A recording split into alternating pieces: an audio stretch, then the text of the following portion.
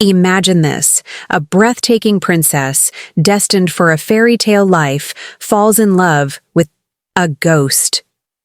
Not just any ghost, but a spirit so captivating, so irresistible, that she risks everything, her crown, her kingdom, her very soul, to marry him. But here's the kicker. This isn't just a spooky legend. This story is rooted in history, whispered through centuries, and it's about to blow your mind. Stick with me because by the end of this video, you'll be questioning everything you thought you knew about love, destiny, and the afterlife. Hit that subscribe button, grab some popcorn, and let's dive into the spine-chilling saga of the princess who married a ghost. Guys, this isn't just another ghost story to tell around a campfire.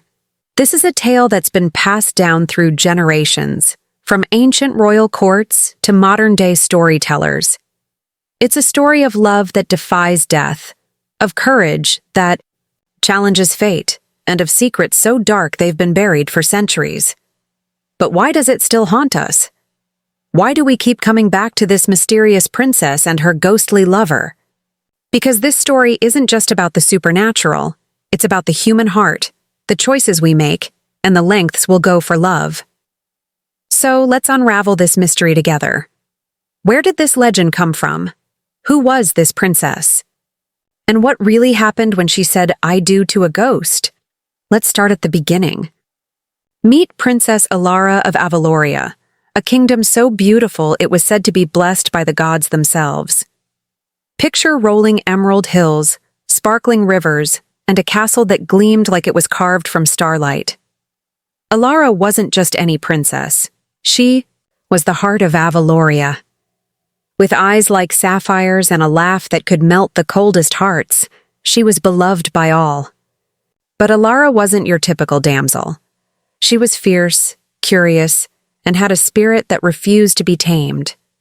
The people adored her, and the royal court had big plans for her future. A grand marriage to a powerful prince, a union to secure Avaloria's legacy. But Alara? She had other ideas. Now here's where things get juicy. Alara wasn't interested in the suitors her father paraded before her. Princes, dukes, even emperors, they all came knocking, but she turned them away. Why? Because Alara believed in true love.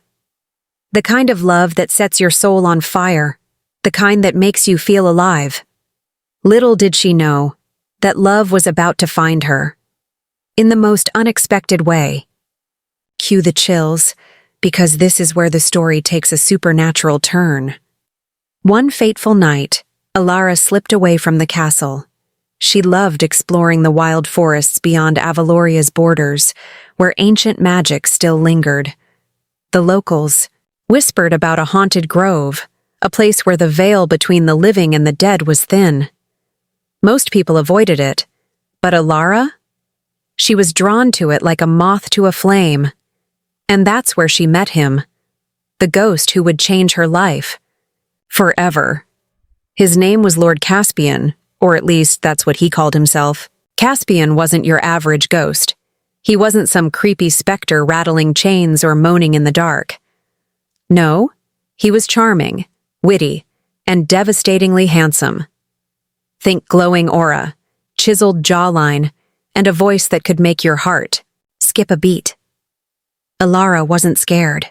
She was enchanted. They talked for hours under the moonlight, sharing stories of their worlds. Caspian told her he was a nobleman who died tragically centuries ago, bound to the forest by a curse. But here's the wild part. He wasn't just a ghost to Alara. He was real. He was her kind of real. Can you imagine? You're a princess, expected to marry for politics, and then bam! You meet a ghost who's basically your soulmate. But this wasn't just a cute meet cute. This was dangerous. Falling for a ghost? That's not exactly in the royal handbook. And yet, Alara couldn't stay away. Night after night, she returned to the forest and their bond grew stronger. But here's the question burning in everyone's minds. How do you even date a ghost? Let's break it down. Okay, let's get real for a second. Falling in love with a ghost isn't all moonlight and butterflies. There are some serious logistical challenges, like how do you hold hands with someone who's incorporeal? How do you plan a future when one of you is, well, technically dead? But Alara and Caspian? They made it work. Their love was so powerful, it defied the laws of nature. They found ways to connect. Through words, through shared dreams, through moments that felt more real than anything Alara had ever known. But love like this comes with a price. The more time Alara spent with Caspian, the more she started to change. She grew pale, her eyes took on a distant, otherworldly glow, and she started hearing whispers even when she wasn't in the forest. The royal court noticed. Her father, King Aldrich, was furious. He thought Alara was bewitched, or worse, losing her mind. But Alara didn't care. She was in too deep. And then, Caspian dropped a bombshell that changed everything. Caspian told Alara the truth about his curse. He wasn't just a ghost. He was trapped by a dark ritual, one that could only be broken by a vow of eternal love. A marriage, a wedding between the living and the dead. Alara didn't hesitate. She knew the risks, but she also knew her heart. She was ready to marry her ghost. But here's where things get really wild. How do you even plan a wedding like that? And what happens when the kingdom finds out? Buckle up, because this is about to get intense. The wedding was unlike anything Avaloria had ever seen. Alara, defying her father's orders, snuck out of the castle and met Caspian in the heart of the haunted grove. No priests, no courtiers, just the two of them, surrounded by the spirits of the forest. They exchanged vows under a blood-red moon, sealing their bond with a ritual so powerful it shook the very earth. Alara felt a surge of energy, like she was becoming part of Caspian's world. For a moment, it was perfect. They were one. But perfection doesn't last, does it? The second Alara returned to the castle, all hell broke loose. The royal guards had followed her. They saw the ceremony and they were terrified. To them, Alara wasn't just in love, she was consorting with dark forces. The king declared her a traitor, and the kingdom turned against her. But here's the craziest part. Alara didn't back down. She stood before her father and declared, "I am the wife of Lord Caspian, and no one, not even you, can tear us apart." Talk about a power move. But what happens when a princess marries a ghost and the whole kingdom wants her locked away? Let's find out. Okay, let's pause and unpack this. Alara's married to a ghost, the kingdom's in chaos, and everyone thinks she's gone rogue. But there's a bigger mystery here. What's the deal with Caspian's curse? Why is he trapped? And what does it mean for Alara now that she's tied to him forever? To answer that, we need to dig into the history of Avaloria. And trust me, it's darker than you think. Turns out, Caspian wasn't just a random nobleman. He was a hero, a warrior who protected Avaloria from a dark sorcerer named Malachar. But Malachar, consumed by envy, cursed Caspian to wander the earth as a ghost, never to find peace unless he found true love. Sounds romantic, right? Except there was a catch. The curse wasn't just about Caspian. It was a trap.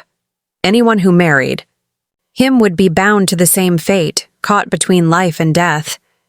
Alara didn't know this when she said her vows, but now she was starting to feel it. Alara started fading. She could see ghosts everywhere, hear voices from the other side. Her body was still alive, but her soul was slipping into Caspian's world. The kingdom thought she was cursed, but Alara saw it differently. To her, this was love. She was willing to sacrifice everything to be with Caspian. But here's the big question. Was Caspian worth it? Was he really the hero he claimed to be? Or was there something darker at play? Let's dive deeper. Alara wasn't one to sit back and accept her fate. She started digging, sneaking into the castle's forbidden archives to learn more about Caspian and his curse. What she found shook her to her core. Caspian wasn't lying about being a hero. But he hadn't told her the whole truth. The curse wasn't just Malakar's doing. It was tied to a pact Caspian had made to save Avaloria. A pact that required a sacrifice. And now, Ilara was that sacrifice. Yup, you heard that right. Caspian knew that marrying Ilara would pull her into his world, but he let it happen anyway. Was it love, or was it selfishness? Ilara was torn. She loved Caspian, but she also loved her kingdom, her people, her life.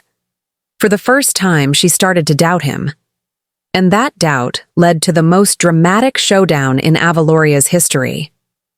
Get ready, because this is where everything comes to a head, Ilara demanded answers. Why didn't you tell me? She cried. Caspian pleaded with her, saying he loved her too much to lose her. But Ilara wasn't just fighting for herself, she was fighting for Avaloria. The curse was spreading, poisoning the land. Crops were failing, rivers were drying up, and the Yandiyu people were suffering. Ilara realized she had a choice: stay with Caspian and embrace the afterlife, or break the curse and save her kingdom. But breaking the curse meant breaking their bond forever. Can you even imagine that kind of choice? Your heart says one thing, but your duty says another. Ilara stood at the edge of eternity, torn between love and sacrifice. What would you do? Drop your thoughts in the comments, because I'm dying to know. But let's see what Ilara chose. In the end, Ilara chose her people. With tears streaming down her face, she performed the ritual to break the curse, severing her bond with Caspian. The forest shook, the spirits wailed, and Caspian's form began to fade. But before he vanished, he whispered,